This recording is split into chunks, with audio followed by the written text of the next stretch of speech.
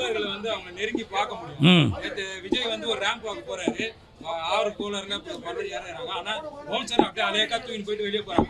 ஒரு தொண்டரை நெருங்க முடியாத ஒரு கட்சி தலைவர் எப்படி தமிழ்நாட்டு?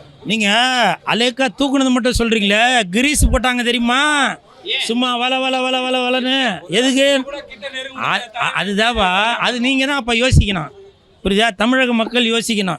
ஏன்னாக்கா இவ்வளோ நாளாக நடிகர்கள் நாட்டை ஆண்டுட்டு இருந்தாங்க, மற்றும் மறுபடியும் இன்னொரு நடிகர் வந்தாங்க, அது எப்படி சரியாக இருக்குமா அப்படின்ட்டு நீங்கள் யோசிக்கணும். ஏன்னா விஜய் சாரோட தம்பி தான் நான் வந்து விஜய் சாரோட ரசிகன் தான். இதுக்காக நான் விஜய் சாரை வந்து எதிர்ப்பு சொல்லவில்லை. ஆனால் ஒரு ரசிகனை கிட்டத்தில் சேர்க்கலைனாக்கா அது எனக்கு மனசு கஷ்டம்தான்.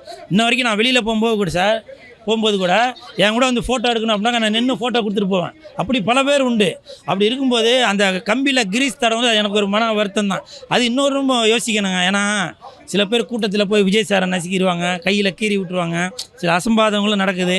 நம்ம அதையும் பார்க்க வேண்டியது இருக்குது. ஆனால் விஜய் சார் அவர்கள் ரசிகர்களுக்கு மதிப்பு கொடுக்குறாரு. அதனால தான் ரேம்ப் வாக் வந்து எல்லாரையும் பக்கத்தில் வந்து பார்த்தது. அந்த கிரீஸ் தடவின விஷயம் எனக்கும் மனசில் கிரீஸ் தடவின மாதிரி தான் இருக்குது.